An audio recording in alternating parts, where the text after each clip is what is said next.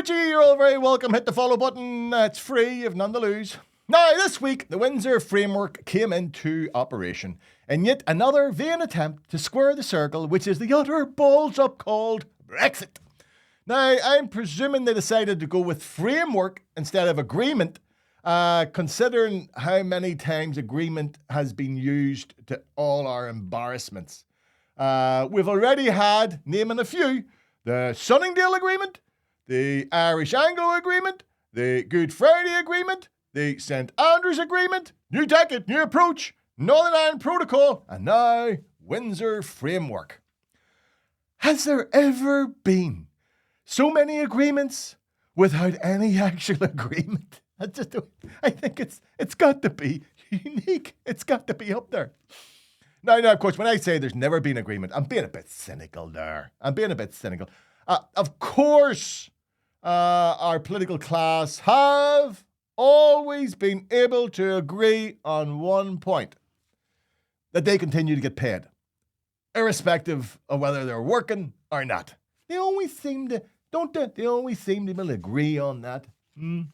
So this week, Jeffrey Donaldson was straight out of the traps, to throw ice-cold water on any chance of a return to the Assembly and or what passes for our normality. Prime Minister Rishi Sunak says, the Windsor Framework is done. The Windsor Framework is the Windsor Framework. What did you make of those comments? Well, look, James, when this all started out, of course, we were told that the Northern Ireland Protocol was done and that was it. And we proved that people will come back to the negotiating table. We remain willing to find solutions, but they have to work for Northern Ireland. We are clear that those solutions must respect Northern Ireland's place within the United Kingdom and our... Do you know what gets me? It's the wee smirk on his face. That's what always gets me. Not one shite does that child give. And the cheek of him to talk about working for Northern Ireland. Then I haven't been working in the Assembly for years.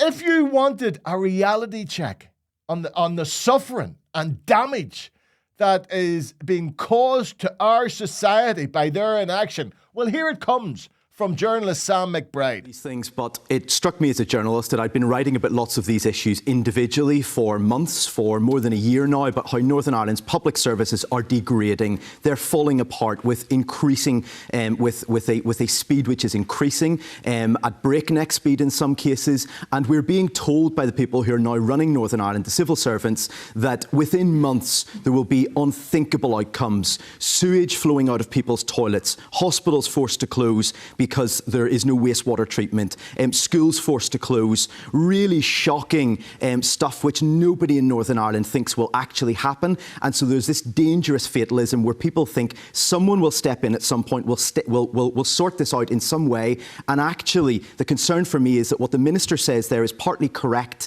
There are people in Northern Ireland who have a sensational type of life. They're very well off. They've a very well paid salary, maybe at national rates in the public sector. They've a far cheaper cost of living, but there is a two-tier society emerging. There are people who are dying because they can't afford to see the doctor, and that's shocking, and it ought to shock us. I have a lot of time for old Sam, even though he writes for the second best newspaper. Well, everybody can't get into the Irish news.